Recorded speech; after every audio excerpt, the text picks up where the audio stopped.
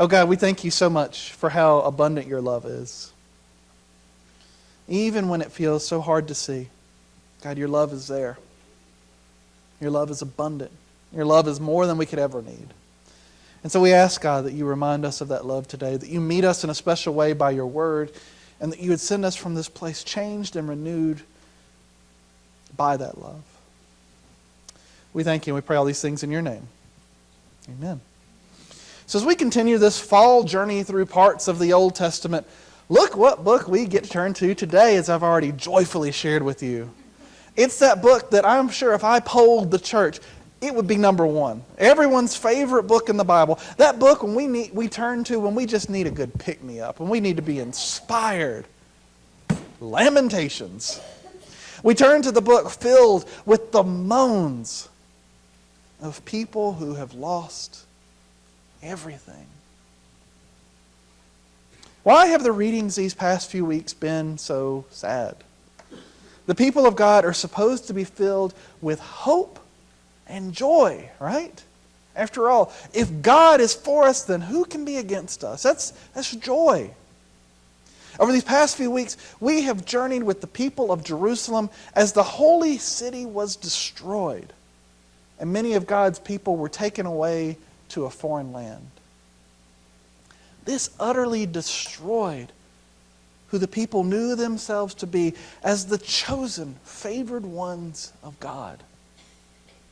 They lost everything they had in this life that assured them of who they were before God. As homes were destroyed, the temple ransacked, the fields picked barren, and families pulled apart.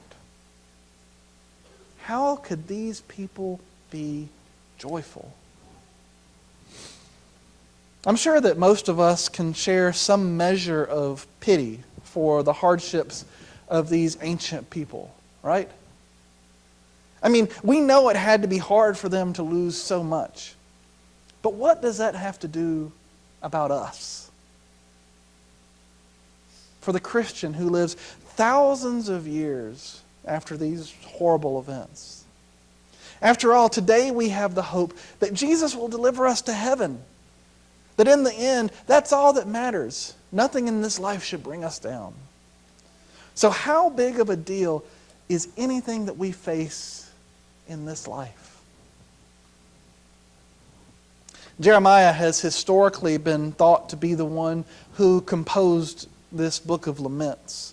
But that's debated. It was a long time ago. We don't know for sure. We don't even know if it was just him or even if it was just one person. It may have been a collection of prayers or poems.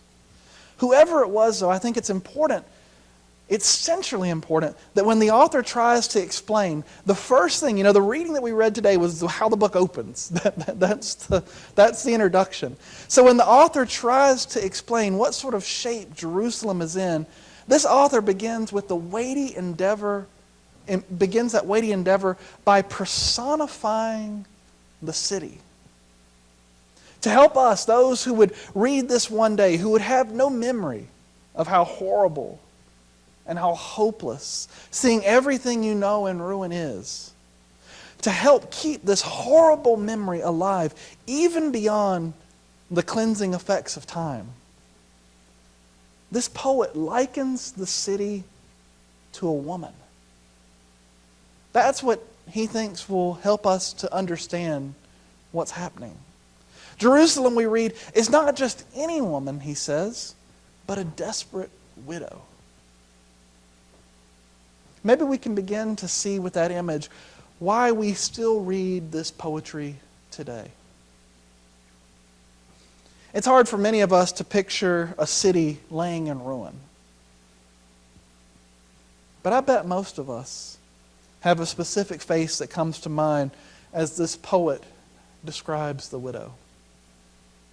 A woman who once proudly led her community, now a lowly servant. She cries alone at night with neither lover nor friend to comfort her. Even some of her old friends, her closest friends, are now her enemies. We may not know a city that has nearly been wiped off the face of the earth, But we know people whose worlds have been rocked, who have lost everything and everyone they know to be certain, to give them grounding. I bet many of us have been in that place. And if we haven't, I'm sure many of us will be in that place one day. We, at one time or another, are often like Jerusalem. So what good is a book like Lamentations? What good is it to sing songs of woe, to recount just how bad we have it? Books like Lamentation show us how to respond when we have lost it all. Have you ever heard the saying, history is written by the victors? Have you heard that before? It's the idea that the stories that we learn in our history class and the stories even that we celebrate as a nation are, by and large, the stories of those who've won. But even more than that, these stories that we tell are tinted. They're told in light of victory, where the victors are often portrayed as the unquestionable good guys, while the other side is made out to be villainous.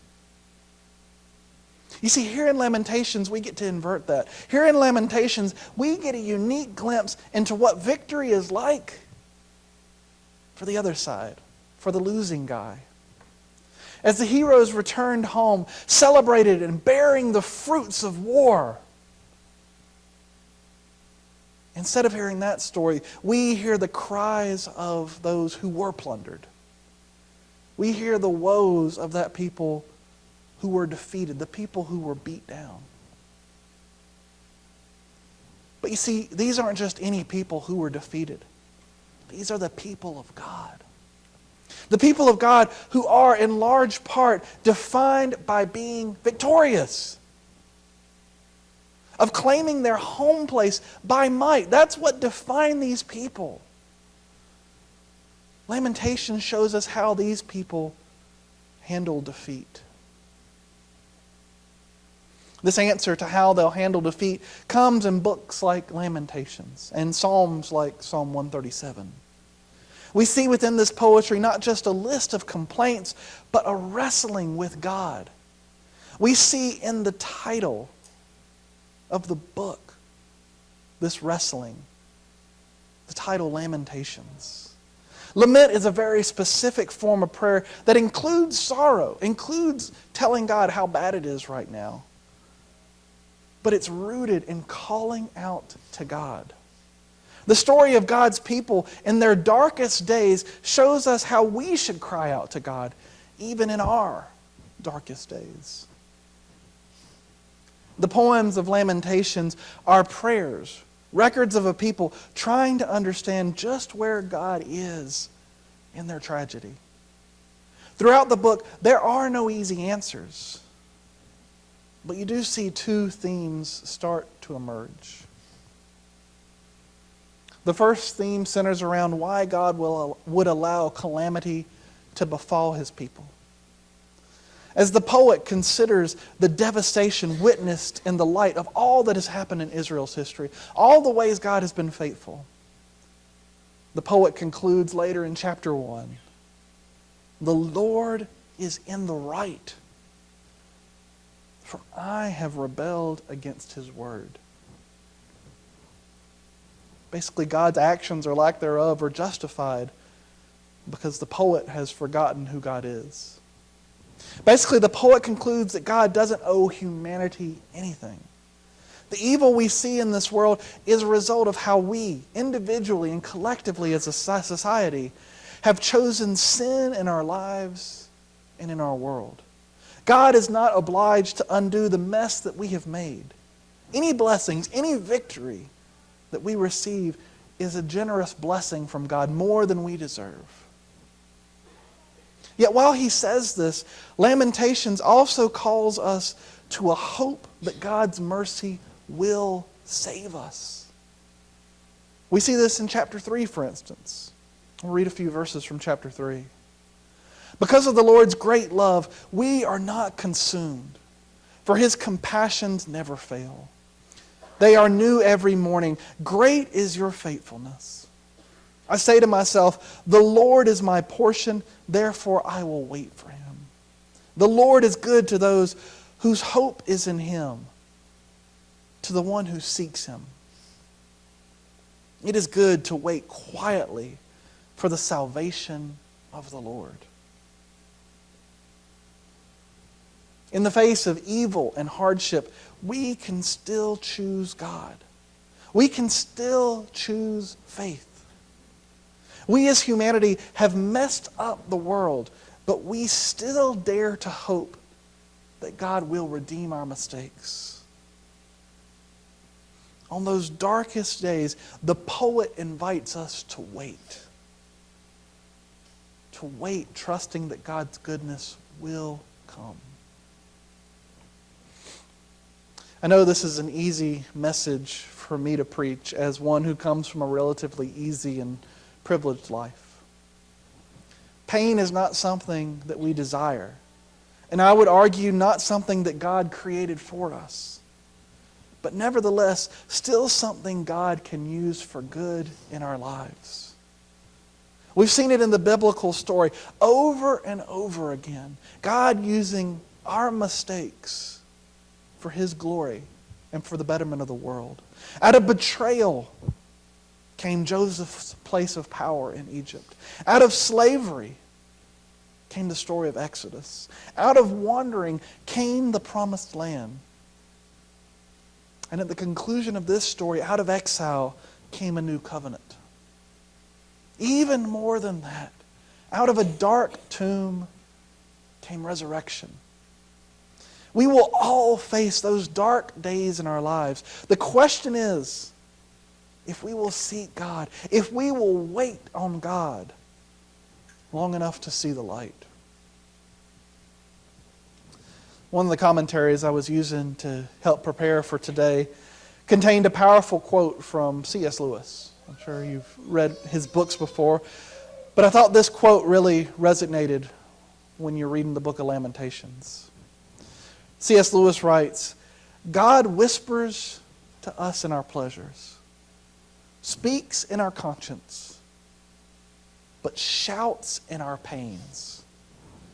It is his megaphone to rouse a deaf world. Let me read it one more time. God whispers to us in our pleasures, speaks in our conscience, but shouts in our pains. Pain is his megaphone to rouse a deaf world. I've heard already, as you so often vulnerably share about your praises and your prayer requests every Sunday and throughout the week, how God has been so present to many of us in this congregation in our pain. God doesn't desire evil or brokenness in our lives. God doesn't desire, he did not create for us poverty, sickness, death. But the promise of the incarnation, the promise of God that we see in the person of Jesus Christ is that he will be with us in those things of evil. That much more. It's when life is hardest that God is that much more present with us. God can use what the enemy meant for evil for good. We see that so clearly as we gather today at Christ's table. Jesus faced the full depth of evil in the world. Jesus faced greed, betrayal, subjugation, torture, death. But he chose, God chose to live with us through it all, knowing the depth of how bad human life in an evil world could be. And as he faced death, Jesus, God in the flesh, God himself, demonstrated what was to come in the next hours, a fate that he chose willingly. He shared with his disciples a broken body and poured out blood. Jesus' life was proof that no matter what we have done, God will come into the mess of this world with us. God will suffer with us. It was in the height of human evil in the crucifixion, on that darkest day, that we were able to see the depth of God's love. Even that extreme example of evil, God redeemed for good.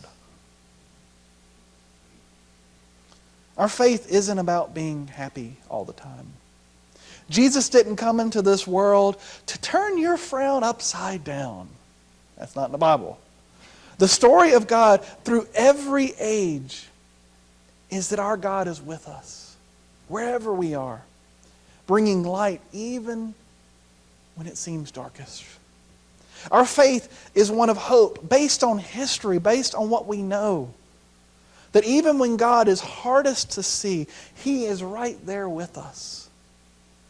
And in time we will see Him. When those bad days come, turn to the prayers of suffering passed down to us through the ages. And follow the poet's wisdom. Wait for God to be revealed. And listen for how God may be uniquely shouting, to use Lewis's words, how God may be shouting to you when you need to hear it most. We see in Lamentations that God uses those hardest days to speak to us most powerfully. Amen.